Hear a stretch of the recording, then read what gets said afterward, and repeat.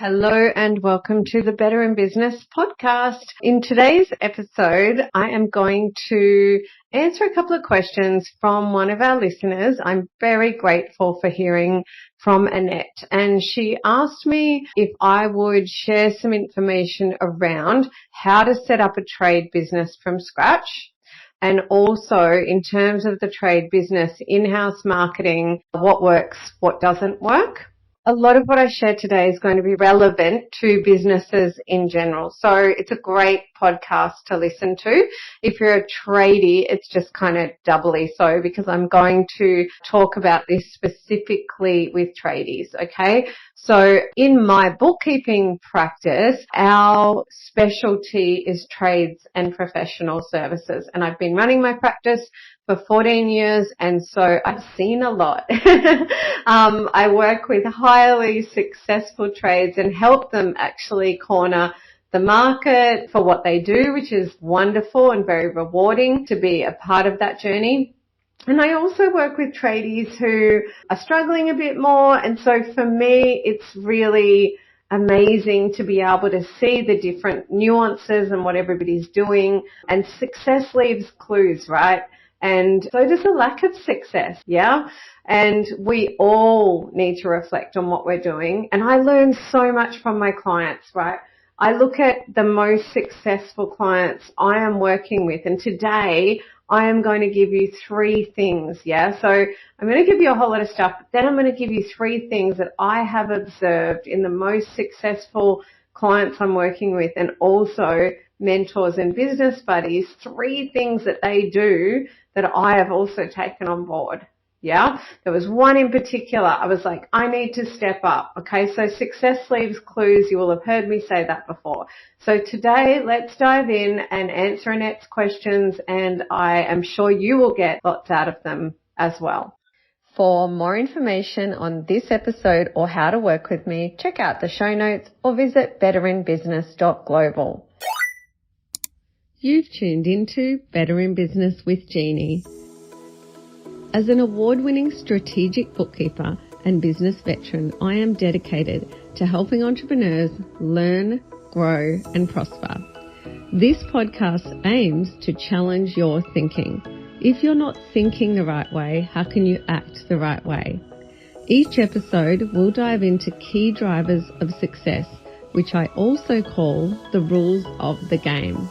Learn the rules, play to win. Let's go. I like to start every episode by reminding you that it is globally recognized that pillar 1 for the success of any business is up-to-date, accurate bookkeeping. If your books are not right up to date, tune into episode 1, please. You can also get in touch with me if you'd like some help. Okay, so we are looking at how to set up a trade business from scratch, and then in-house marketing, what works and what doesn't work. Okay, so let's talk about setting the business up from scratch first. So in terms of the businessy stuff, like if we put the marketing stuff aside for a minute, something that is really important to consider is that the choices you make today will influence what happens in 10 or 15 years, okay? Like literally as I do this podcast, I am so busy with a purpose and legacy project, right? But at the same time, I've decided to sell the family home.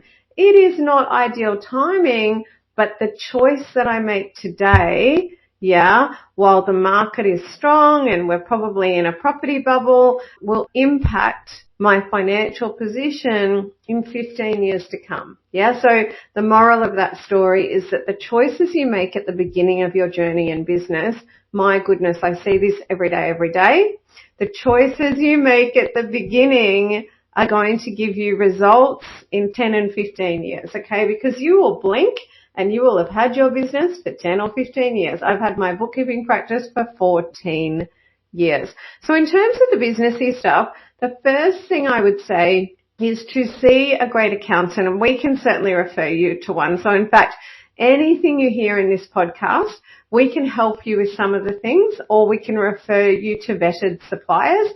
Just drop me an email, hello@betterinbusiness.global. tell me what you need and want, and I will send you information. So the businessy stuff. So trading structure that minimizes risk. All right. So this is kind of like, I'm going to call this, you make a plan B at the beginning. We see tradies that grow quickly and bring on staff and start doing bigger jobs, and without meaning to, some of them end up in debt. What you do at the beginning will influence how that debt could be dealt with. And you may think that'll never be me, okay? Or just asset protection generally. Please, please, please, step one, see an accountant or ask for a referral and talk about a trading structure that minimizes risk. Now that is like so boring, right? It's when you think about starting your own business, you think about freedom and lifestyle and not working for the man. You don't think about a trading structure that minimizes risk. But please put it on your list. Write it down right now on your to-do list, okay? Simple. Somebody else is going to handle that for you. They're just going to go, yeah, you need that. Gee, that's good that Jeannie mentioned that. Great. Let me sort that out for you, okay? So we're going to do that, please, please, please, at the beginning. So the next thing is, please do get all your insurances in place. Register your business name. If you're in Australia, that's with ASIC. You just go online. It's easy. The next thing I want you to do is just consider whether buying a franchise is a better option for you. I want you to read a book called The E-Myth by Michael Gerber. Now, if you would rather, you can use the Blinkist app to condense that book down into a 10 to 15 minute summary. And that's going to help you understand why it's worth just doing your due diligence and investigating a franchise. Okay. So 80% of businesses go bust in their first 5 years, whereas with franchises, the franchises that go bust are usually in the single digits, meaning under 10%. And now there's good and bad franchises out there. There is one in the trade space that we've got experience with and we've heard really good things about them. And so if you would like a referral to them to consider whether that's an option for you, let us know and we will refer them to you. Now, in terms of the businessy stuff, so let's imagine for a moment that you are not buying a franchise. Okay, so you've got to do this from scratch. There is a few common mistakes that we see business owners make, all right? So one is that they don't understand that from inception, they need to have up-to-date, accurate accounting records, and then they need the help to understand what all of that means, so that they can see how their business is actually performing from day one in terms of profit and cash. Okay, that is the profit and loss and the balance sheet and the accounts receivable, the accounts payable. Okay, and that probably leads me into, I have like a 5-step system. It's around the business operations. Okay, and it goes plan, team, marketing, selling, standards. Yeah. And so it starts with plan, and there's a few things in plan. There's like your brand and your marketing playbook. You need your pricing strategy. You need your actual plan on a page. All right. So there's those things. But the second one is team. So why would team in my linear system come before marketing? Yeah. And that's because if you try and hit the football field by yourself, I don't care how good a football player you are, yeah, which if you read the E-Myth, it talks about the great technician, yeah. So I don't care how good you are at the technical stuff. If you try and win that game all by yourself, yeah, you're probably going to lose. That is why 80% of businesses go bust in their first 5 years. So I know a really great business coach, and he says the first person you need to put on your team is a strategic bookkeeper. Okay, it is pillar 1 for success. So you need to do that. All right, that's in the businessy stuff. You're probably after that going to need a bit of admin support. The key takeaway here is to consider team. Okay. Now, I'm going to keep this pretty short and sweet. So what I'm going to do as it relates to, what do we do to set the business up, and then the marketing question, yeah, I've talked about the plan, team, marketing, selling, standards, yeah, and I'm going to relate what I talk about next. It kind of all fits in there, okay? So we've had a bit of a look at the basics around the businessy stuff. So now we are going to look at the question that was posed about marketing for trades, what works and what doesn't work.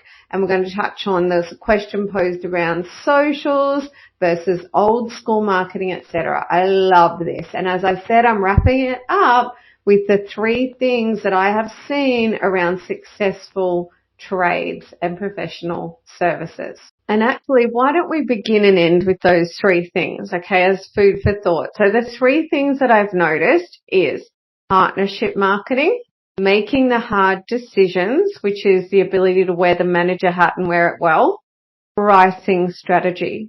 Those 3 things, here's what I've noticed, and I will explain them more as we go. Most successful entrepreneurs I know in the trade space and linked to trades as well, like services linked to trades, are getting those 3 things right. And I mean really right.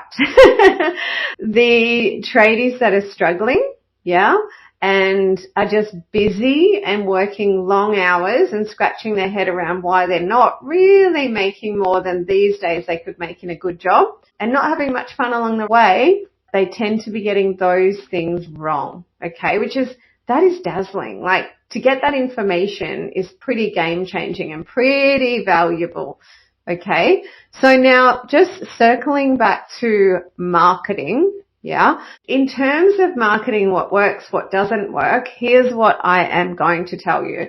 Starting out in business, the first thing around marketing that you need to do is nail your brand and your marketing playbook. And Annette that posed these questions, she's going to be like thinking, yes, she has worked with me in this space before, right?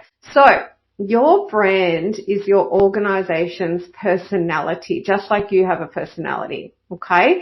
A lot of business owners, entrepreneurs think of brand as a website and a logo, but actually they are brand assets. And if you race off and create brand assets before you truly understand the brand that makes sense for you, then they will not nearly be as impactful, okay? So your digital ecosystem, your website, your social media will not connect to your audience, your prospective customers, nearly as well as it could if you develop your brand first. Now, I have got inside the Better in Business Academy, I have got a course on building your brand and your brand playbook. And so if you would like to discuss getting access to that, just let me know and I'll let you know about that. Building out your brand will be like the foundation of your house. It will give you a foundation from which to build success around the marketing. And think of the brand assets like furniture that people are going to walk in and sit on, okay? So important. So in terms of socials and new school versus old school, look, these days people expect to be able to get to know, like, and trust you 24/7 online. Think about your own behavior. When do you go looking for what you need and want? Sometimes it's 9 o'clock at night in bed on your phone, okay? So yes, you absolutely need to have a great digital ecosystem, but I am a big one for simple.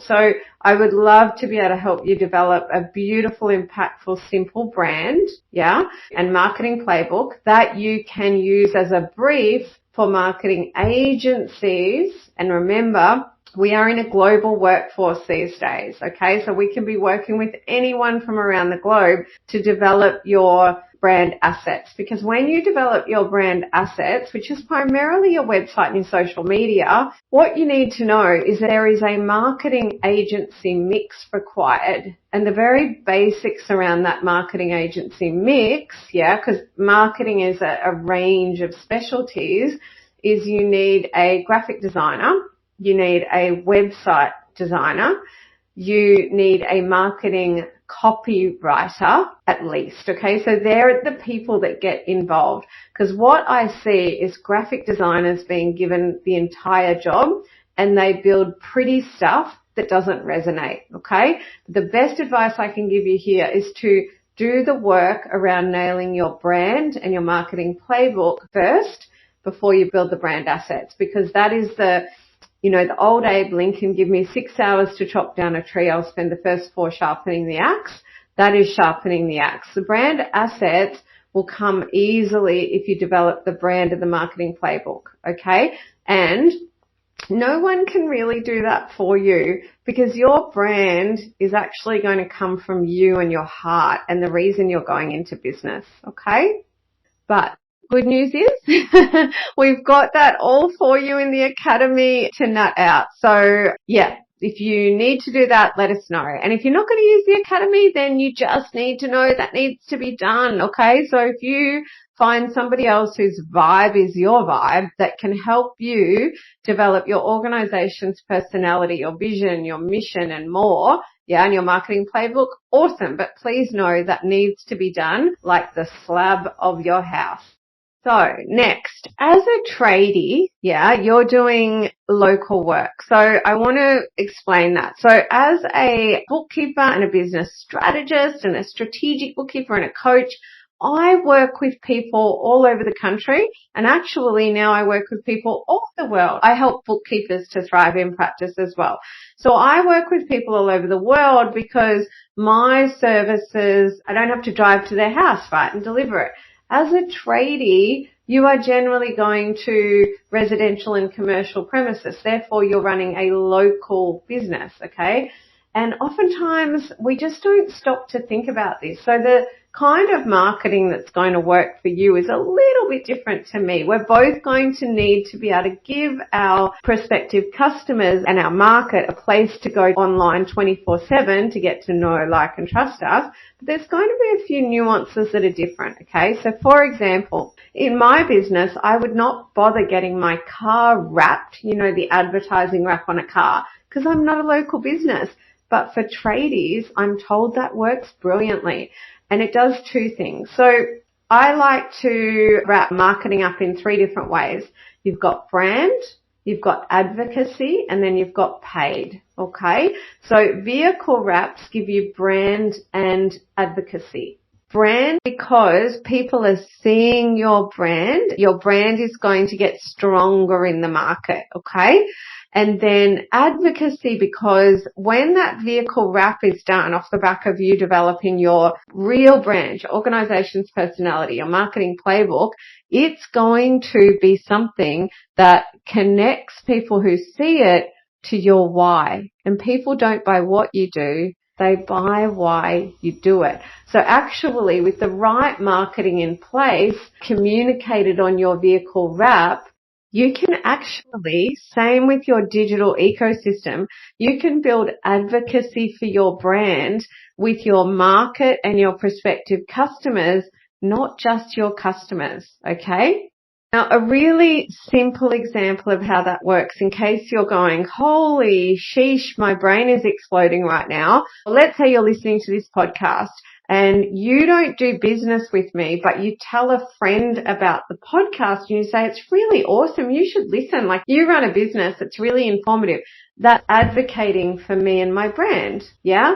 You are not a client, but you have seen and felt some value, and so you go and advocate for me. Okay, that's a really simple example. Another one for a tradie would be that I happened to hear about a tradie that was amazing, and my friend then told me they needed an electrician, and I say, Sally told me that Josh is so good and he's just got 5-star reviews. So we can absolutely create advocacy in our market, as well as with the obvious, which is clients we work with who rave about us, right? That one's obvious, but this idea that you can create it with your market as well is really, really important. So vehicle wraps, they work really well. Marketing layering, create a pipeline for you, okay? So for example, let's say you have 12 different marketing strategies, and basically through those strategies, inquiries coming through from each one, then that's going to fill up a pipeline for you, okay? So I'm a big believer in marketing layering, and just an example of that is that you've got your brand, you've got your marketing playbook, then you create your digital assets being your website and your social media. So website is a marketing strategy. Social media is a marketing strategy. Then let's say that you are making sure you remind your broader social network, like your personal network, who you are and what you do. That is a marketing strategy. That is part of networking. Really, really important. So that's number 3. Let's say on top of that, you're making sure that you get your database built and in order, and you keep in touch with everyone that you do work with. Yeah, so that they know who you are, where to find you, and they can reach out to get more jobs done. That's database marketing. So that's 4. Let's say you do business networking. That's 5. Let's say you do partnership marketing. That is 6. Then you've got word of mouth marketing at play. So that's the advocacy we just talked about. There's profile marketing. Okay, results-based marketing, important to build your Google reviews. There is search engine optimization marketing. There is also paid marketing. And I truly believe that it is the layering of these things that works. However, I'm also a believer in keeping it all simple and doing the 5% activities that will give you the 95% result. Yeah. So absolutely you need smart strategic strategies, but I'll give you an example of what I mean. With your social media, for example, social media is somewhere that your market will go to get to know, like, and trust you. So understanding the customer journey is really important. Yeah. And so in terms of social media, I would not recommend that you put a whole lot of effort into that. It's more where somebody will go to vet you, to vet that you're credible, to get to know, like, and trust you 24/7 online. Yeah. So what we need to do is have our marketing strategies in place and then understand how much time and money to invest in those marketing strategies. Okay. So absolutely the strategies that I just told you about there, you should be doing, but you should be investing the right amount of time and money in those. Okay. So with organic social media, you're probably not going to monetize that into clients that easily, and therefore you want to invest the time in it commensurate with the return. Your social media is probably a branding exercise, right? So you don't want to spend hours and hours and heaps of money on that. You just want to make sure that when somebody's checking you out, that you're posting regularly and you look professional and you look credible and you look reliable and you've got reviews, and I can get to know, like, and trust you, and it seems like you have a competitive advantage. Okay, so that's really, really important. You always need to look at the time and money you put into any marketing activity and then think about the return on investment for that time and money. And vehicle wraps, you know, you do it once, you reap the rewards, yeah? Not much time, not much money, and yet the results will keep coming as part of marketing layering, okay? So really important to understand that.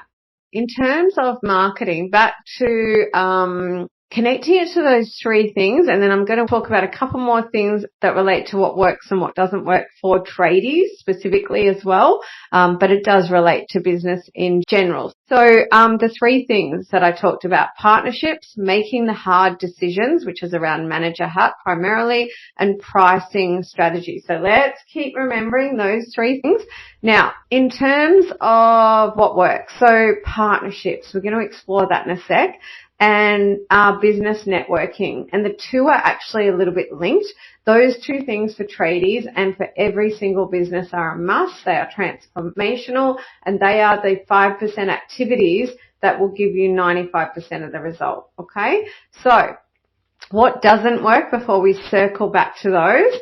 Paid advertising does not work if you are not ready. So paid advertising only works when you have nailed your brand, when you have nailed your marketing playbook, when you have nailed your website and your social media, yeah? When you are ready and when you understand the science and art of paid advertising. On the whole, I see business owners absolutely burn money, on paid advertising that doesn't work. And yet it can work and it does work. We actually do have a supplier we know who does paid advertising for trades in Australia. They get great results. if and when you're ready. The thing I like about them is they won't actually work with a client who's not ready, and they love us because we get that, right? So they will say no to you if it's not going to work for you, and I'm telling you, they'll tell you exactly what I've told you. So please do the foundational work, but if you'd like that referral, just email me and I'll give that to you. So we've covered off paid advertising, partnerships and networking works. I love Business Networking International, BNI. I know people love it and they hate it. I've seen and tried different types of networking. What I love about BNI is it's so systemized. And if you work the system will work. Okay? I have met the founder, Ivan Meisner. He is amazing. He is an introvert. The grandfather of networking is an introvert. So whether you are an introvert, extrovert, or like me, I think of myself as an ambivert. I'm a bit of both. BNI can work for you if you work the system. Just follow the system and the magic will happen. I've seen trades build hundreds of thousands in revenue through Business Networking International. I will tell you right now, if you focus solely on revenue, thinking that that's what builds a thriving trade business, you will fail. It's a piece of the puzzle, okay? So I'll direct you to the 7 deadly cash flow sins and just to Better in Business generally. Reach out if you want to discuss that further. I'll do a free consultation, but the 7 deadly cash flow sins explains a little bit of that as well, as does Michael E. Gerber's book, The E-Myth. Okay, so those two things. So before we talk about partnerships and networking, I'll just mention one more thing. Time in the market. Yeah. So the first 5 years are the toughest. Now, if you hit the market from day one with a brand that you've really invested in getting right, okay, then the first 5 years is your brand kind of taking root in the market. And that is something that is going to be kind of invisible, yeah? Just like your pipeline is invisible. Some of your pipeline's visible, but some of it is invisible. That is a podcast for another time. But your first 5 years, you want to let your brand take root in the market and work your ass off. Please work smart as well as hard. But I just want to mention time in the market. You'll get to the 5-year mark, and I promise you, if you've done all the things right, do everything right every day for 5 years, and let my team help you with that, then absolutely things will get easier. Some people will tell you the first 2 years, sure, that's a part of it, but I've seen the data on the curve that happens, and I've experienced the curve as well at 5 years, okay? So, partnerships and networking. So back to those 3 things. So the 3 things that I've seen that work really well and the most successful entrepreneurs in this space. So rather than thinking of marketing as a one at a time approach, so I go out and find one customer at a time, the successful tradies found partnerships. So they found people who had lots of their customers, yeah, that they could serve. Real life examples, a tradie that discovered that body corporate managers could refer him the most work.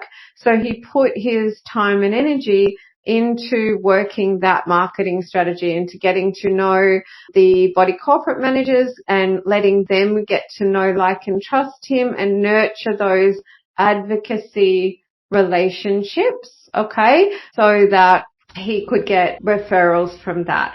Another example is an architect who built relationships with volume builders. Okay.